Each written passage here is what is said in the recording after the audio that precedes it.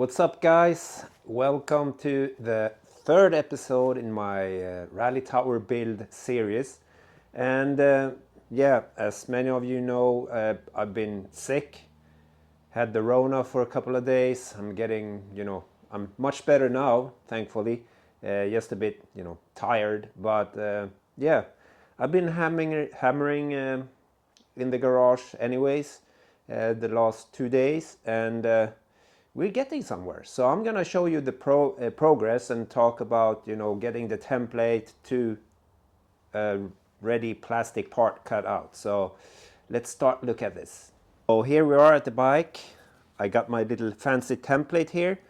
This is the, I think, third template I made, and there will be a fourth made because I done some changes on the final product, which sits here. And right now the garage looks like a hellhole. It's like wood and plastic everywhere. It's dirty as hell, so I'm gonna do a cleanup when I'm done, sawing out the last pieces. But I'm just gonna talk you through the little process here. So here we go. The template itself, I told you guys before, it's made out of masonite, and so it's really easy to work on. To saw it, nice, cuts, easy to drill. Everything is exact and really sharp, edges or holes. So that's great, and you just transfer that over to your final product. And here you can see the changes I made. I added some plastic here, so this might change as well while time goes, because I need to really figure out the mounting position of the carburetor. But let's talk about the PE300. So the PE300, it's really easy to work with. When you saw it, you get really nice edges. So it's really crisp edges. When you drill it, it's really easy to drill, really nice shiny holes and whatnot. And I deburr the edges with just a regular metal deburring tool, right? You don't really need to do that. I'm gonna make chamfer the edges here, the outer edges of the tower, so there are no like really sharp corners. And of course I need to make the spacer that goes in between both of these right later on. That's the tricky part, because they are only 22 millimeter thick, and to do that with a seesaw, I use this the whole time. It's really hard to get a straight edge, perfectly 22 millimeters. So I'm gonna try it out with my other saw that's down here on the floor in the bottom, and we'll see how that turns out, because I haven't tried that, and it's pretty coarse saw blade. So yeah, I do a test cut when I cut out my second tower part here. So that's pretty much it. When it comes to working on the plastic, it's super easy to work on. I could sand this this later on when I'm done, so it's get a smooth and even finish. And yeah, I have some ideas and the supports and how all the cables and so on are supposed to sit. And just to show you guys, one of the hardest parts to make is the freaking speedo mount, because now this is screwed tight. If I can find the correct screwdriver in all the dirt here, cannot. So it's a lot of different protruding parts on the speedo that you need to make holes to or for, and of course in the middle here as well. And I will probably make a new one of these, because the attachment points for this will be sandwiched in between the both sides of the tower, and I'll have a screw down here and then 2 screws down here. But now I thought of maybe better to put a part here and then screw it in from the sides to attach it to the bike. Then of course you have one other problem. That's the cable for the speedo, but it will run in like a little, yeah, the support is gonna be 20 millimeters down here. So the cable have placement to run here, and then I will do a little cut here so it can come out. and you know, it will be easy to install and so on. The only problem is figure out where to place the temperature sensor, which also comes with, you know, the display or the cable. And but that's going to be a later issue. Most likely it will fit somewhere in between here, so I will have to cut the support off a bit and then have the sensor hanging down or whatnot. Make a little compartment for it so it doesn't get wet, but it will be okay, I guess. And yeah, I forgot to show you, I made some templates, right? So here's the speedo holder template, and from what I noticed, the holes are not exactly correct. These 3 holes that you actually attach the speedo to something with, they are correct, so that fits great. But when trying to make and drill these larger holes, it's very easy for the drill bit or whatnot to drift a bit in the plastic, so they don't get, you know, perfect. So my idea is just to make one larger hole that fits all these, the big protruding things, because I don't want to ground them down on the speedo itself and destroy the speedo. But it's good to also, if I'm gonna make more of these, to have a template with just a tiny drill hole in. So when I refine this one, I will make a new one of this, and then have a template so I know where all the holes are supposed to be at. So it's easier to pre-drill with a small drill before you do the large holes, right? So this was just a test fitment, so I could see that the speedo really fitted, and it went through all here, and that's fine. Another thing is for the Carburetor holder itself. I have it somewhere here. So here's the mounting bracket for the Carburetor, and you can see that it has a metal plate here on the rear with the threaded inserts.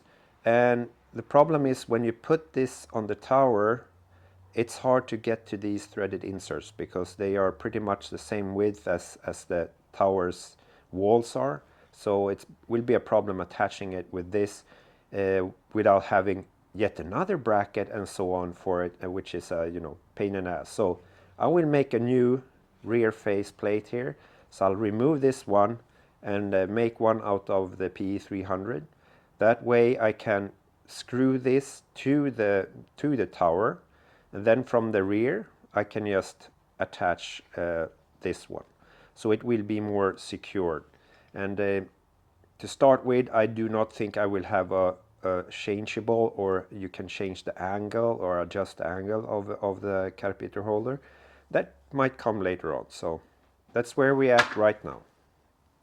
So now I have my piece, which I already made, and instead of using that other template that is missing this part, you know, I will just put this template on here, and I could drill those 2 holes for the bolts first off.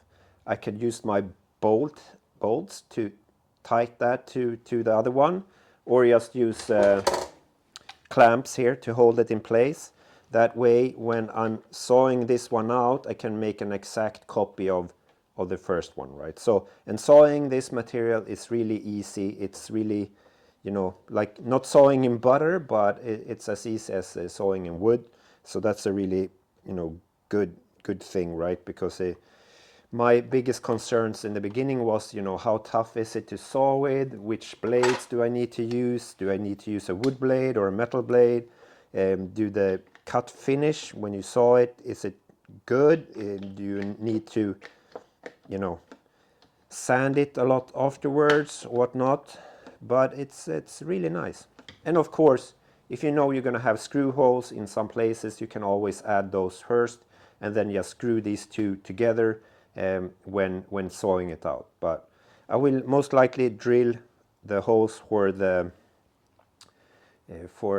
bracket where it's attached to the bike, and put 2 bolts there so it's fixated really good, and then I'll just saw it out and trace it from this one. So you're gonna see that as well. So now I drilled this, and I'm gonna show you a little bit, you know, how I do it the best way, or you know, to see where I'm sawing. I will use, like any carpenter would do, saw it off like this, so I have the blade sticking and coming up, so I can follow this edge. And now of course I have the screw there, so I cannot, you know, saw this part. I will do that the last thing I do, and I will just keep on going here. I will put down a few drill holes here so I can turn at the sharp edges. So let's do that first.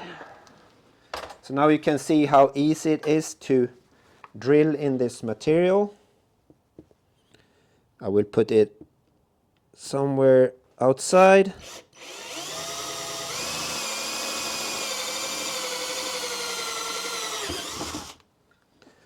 Not harder than that.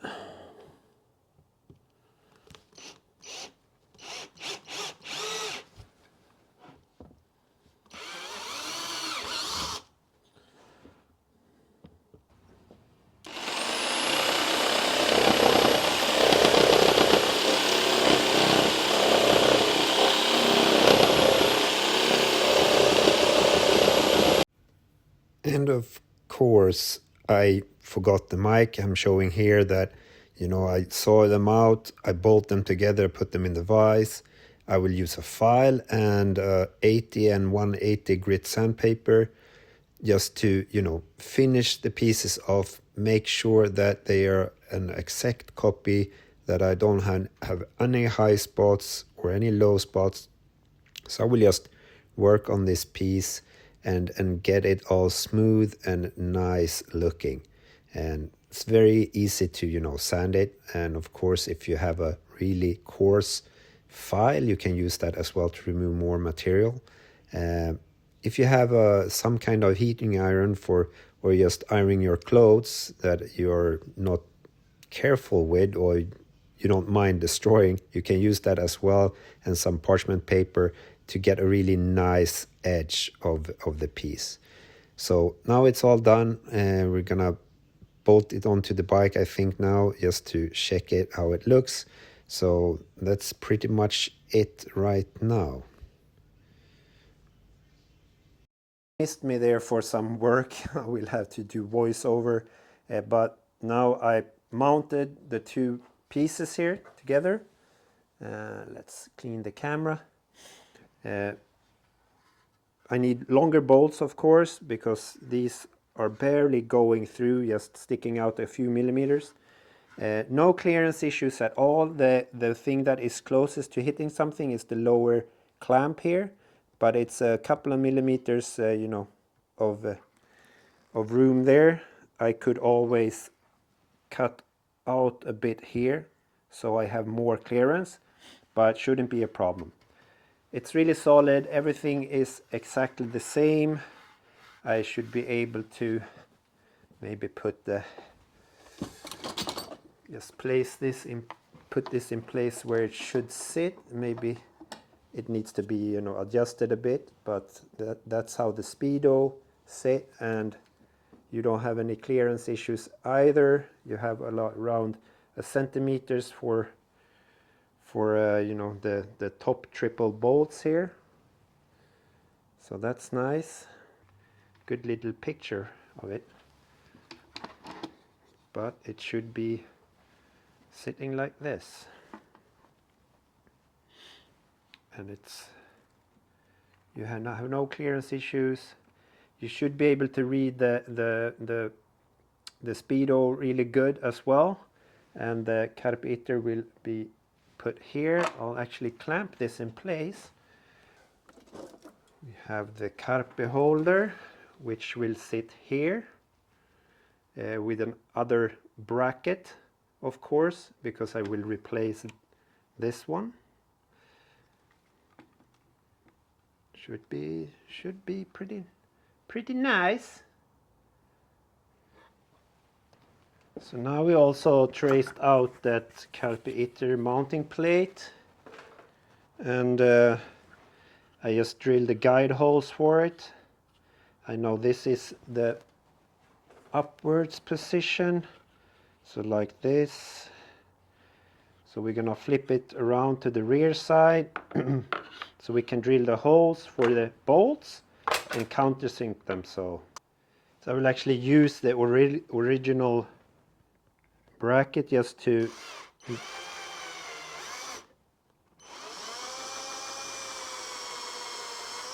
guide it, because I was a bit off. I just want a guide hole.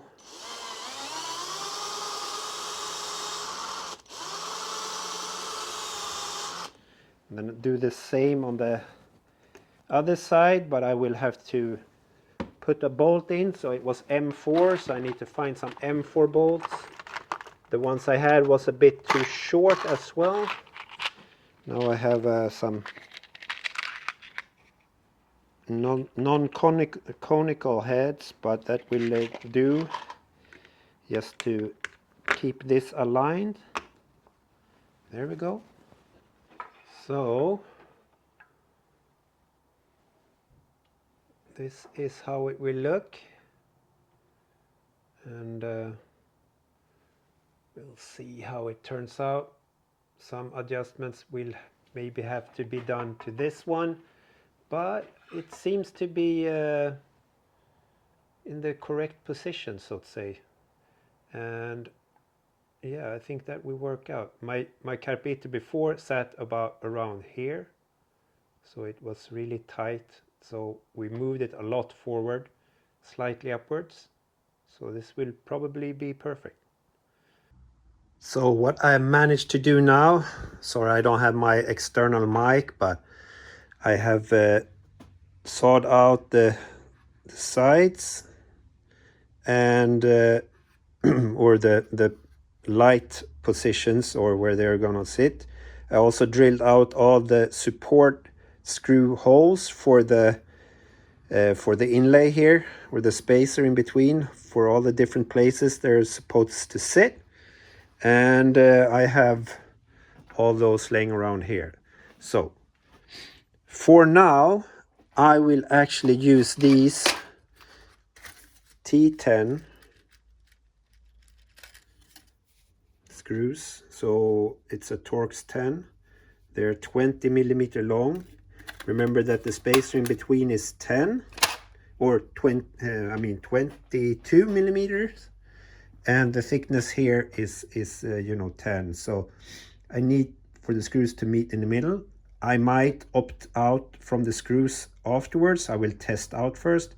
I already tested how good it holds when I put screws in. So here's another screw that I tested, but I pre-drilled the side the screws goes in, and then a really thinly 1 millimeter hole in the middle for the spacer, and then screwed it in, and using the different torque settings on the driver, just to see if they just keep on turning and doesn't grip the plastic. So if you don't go crazy on torque, they will not turn and rip it apart, so to say. So it's a solid, it will sit there. I actually put them together. I used my tire iron and tried to pry it apart, and it's really hard. So it works with the Torx 10 like wood screws, but if not, I will buy M3 cone head bolts, and then I will buy nuts. So I will countersunk it on this side, or drill it down a bit, and then maybe I'll heat up a nut, and I will actually make it fit into the plastic, so I don't need to have a wrench on this side and a hex key on this side to tighten it up. But we will see, because I want everything to be flush, and with the screws and countersunk, everything is flush, so I can mount stuff on the outside here, because I need to have my relay, a lot of different other stuff, the charger for the carburetor and all that jazz. So but we're getting there, and next time I will put everything together.